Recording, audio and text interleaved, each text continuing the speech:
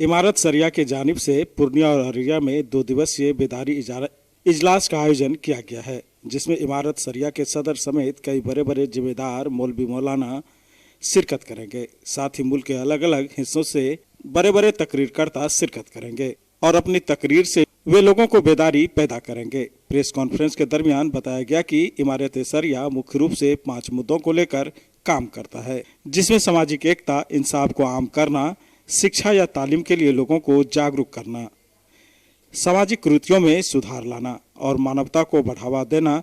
इस 5 मुद्दों को लेकर इमारत सरिया के लोग अलग अलग इकाई में काम कर रहे हैं। उसी के तहत 29 नवंबर को अररिया में और 30 नवंबर को पूर्णिया के माधोपारा मदरसा में एक बड़ा इजलास का इंतजाम किया गया है, जो सुबह 10 बजे से संध्या 5 बजे तक 2 शिफ्ट में चलेगा, जिसमें मुल्क के मुख्तलिफ हिस्से से जिम्मेदार लोग आएंगे और तकरीर देंगे। बताया गया कि संगठन चाहता है कि समाज के जिम्मेदार लोग अपने लोगों में सुधार लाए और फिर अंतिम पंक्ति के लोगों तक इंसाफ को पहुंचाया जा सके, क्योंकि मानव सेवा ही हमारे समाज देश को जोड़ कर रख सकता है और हम तरक्की की ओर आगे बढ़ सकते हैं। जो हमारे उलमा और मस्जिद में नमाज पढ़ाने वाले अइम्मा हैं उनको बुलाया, जो समाज में पढ़ा लिखा कहलाता है, थोड़ा बाशऊर है उनको, और इसके अलावा जिसको समाजी और सियासी काम से दिलचस्पी है उनको बुलाया है, जिनकी तादाद हमको लगता है कि 3-4 हज़ार होनी चाहिए। उन लोगों को हम लोग ट्रेनिंग के लाइन से तरबियत देंगे कि अगर हमने ये सोचा है कि जहेज़ को रोकें तो उसके लिए हमको क्या करना होगा। अगर हम ये सोचें कि नशा से हमको पाक करना है तो उसके लिए आपको क्या जिम्मेदारी लेनी होगी। अगर हम ये सोचते हैं कि हमारी पढ़ाई की लाइन ठीक हो तो उसके लिए हमको क्या करना होगा। इस तरह की तजावीज़ हम उनसे मंजूर भी करवाएंगे, उनको ज़िम्मेदारी भी देंगे और ये ट्रेनिंग और तरबियती लाइन का एक प्रोग्राम 9 बजे से लेकर 2 बजे तक होगा। मगरिब के बाद हम लोगों ने जनरल लोगों को बुलाया है कि जो चीज़ हम लोग उसमें पास करेंगे, तय करेंगे, उसी को आम लोगों को बताया जाएगा और समझाया जाएगा, फिर आम लोगों की उस बारे में तायद ली जाएगी। तो इस तरह से इजलास जो होगा वो एक तो 9 से 2 तक होगा और एक मगरिब बाद से लेकर 10 बजे रात तक होगा। इस तरीके से 2 सेशन में ये इजलास होगा। ये इजलास अपने एतबार से काफ़ी अहम है।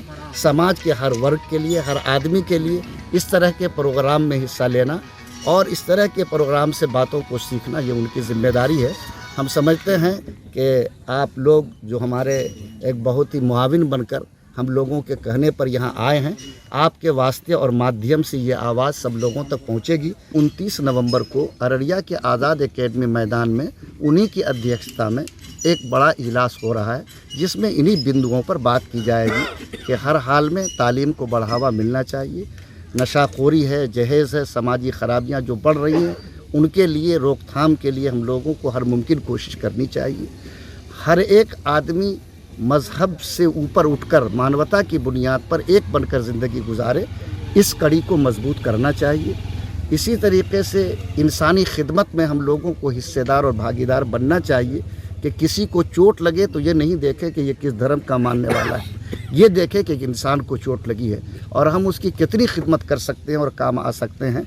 हमें इस पोजीशन को संभालना चाहिए, तभी हमारा मुल्क एक मोहब्बत के डोर में बधेगा, तरक्की करेगा, आगे बढ़ेगा और समाज को चैन और सुकून मिलेगा।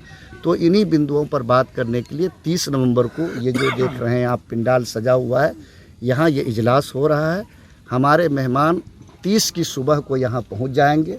जिन लोगों को वक्ता और मुकर्रिर की हैसियत से बुलाया गया है उनमें मुल्क के मुख्तलिफ़ हिस्से से हैं, ख़ास तौर पर यूपी जैसे देवबंद है, नदवा है और हमारे झारखंड से, उड़ीसा से, बंगाल से लोग आ रहे हैं। महाराष्ट्र, शरिया, बिहार, उड़ीसा, झारखंड, फुलवारी शरीफ, पटना, ये मुल्क की बहुत ही मशहूर दीनी, समाजी, फलाही संस्था तंजीम है। ये 100 सालों से 5 फील्डों में बड़ा काम कर रही है, जिसमें उसका एक मैदान और एक जो क्षेत्र है वो समाजी एकता का है। दूसरा उसका काम का मैदान समाज में इंसाफ को आम करने का है। तीसरा उसका काम शिक्षा और तालीम के लिए जागरूकता पैदा करना, उसको बढ़ावा देना। चौथा उसका काम समाज में जो खराबी फैल रही है उसकी सुधार के लिए कोशिश करना। और पांचवा उसका काम इंसानियत और मानवता की बुनियाद पर एक दूसरे की खिदमत के लिए आगे आना। ये 5 ऐसे मैदान में है जिसमें ये तंजीम 100 सालों से काम कर रही है। तो जाहिर है एक तो उसका काम प्रैक्टिकली मुख्तलिफ़ जगहों में है, जैसे शिक्षा के लिए स्कूल और कॉलेज कायम है, इंसानी खिदमत के लिए हॉस्पिटल कायम है। इसी तरीके से समाज में और भी जागरूकता पैदा हो उसके लिए मुख्तलिफ़ गांव में हमारी यूनिट कायम है, जिसके ज़िम्मेदार को नकीब नायब नकीब कहते हैं, उनके ज़रिए ये काम हो रहा है। लेकिन कभी कभी ज़रूरत इस बात की पड़ती है कि कहीं इस तरह का इजलास बुला करके ज़िला के लोगों को जोड़कर और जो समाज में कुछ करने का जज्बा रखते हैं उनको बुला करके इन मैदानों में काम को बढ़ाया जाए। इस वक्त जो हम लोगों के सामने हालात हैं वो आप देख रहे हैं कि सरकार की कोशिश के बावजूद नशाखोरी बढ़ रही है, घट नहीं रही है। जहेज़ की लानत में और इजाफा हो रहा है। गरीब की बच्चियां घर बैठी हैं, शादियों में आज भी फजूल खर्ची गैर मामूली है। पड़ोसी भूखा सो जाए मंजूर, लेकिन शादी में 25 गाड़ी पे बाराती जाना इनके लिए लाजिम है। ये खराबियों को कौन दूर करेगा? तो इस तरह की संस्थाएं इसकी कोशिश करती हैं। इसी तरह तालीम के मैदान में भी बहुत कोशिश हो रही है कि बढ़ावा हो। फर्स्ट क्राई कंपनी का एक्सक्लूसिव शोरूम अब पूर्णिया के जिला school road near BlackBerry showroom के पास, जहां आपको मिलेगा एक ही छत के नीचे 0 से 6 वर्ष तक के बच्चे बच्चियों के लिए सभी तरह के मजबूत, भरोसेमंद एवं किफायती आइटम, जैसे तमाम तरह के कपड़े, खिलौने, पढ़ाई की सामग्रियां, फुटवियर के साथ साथ लेटेस्ट सभी तरह के आइटम, वो भी आपकी भरोसेमंद कंपनी फर्स्ट क्राई का। तो आज ही संपर्क करें फर्स्ट क्राई जिला school road near BlackBerry showroom Purnia. Proprietor Amar Kesari. Contact number 9341 505230।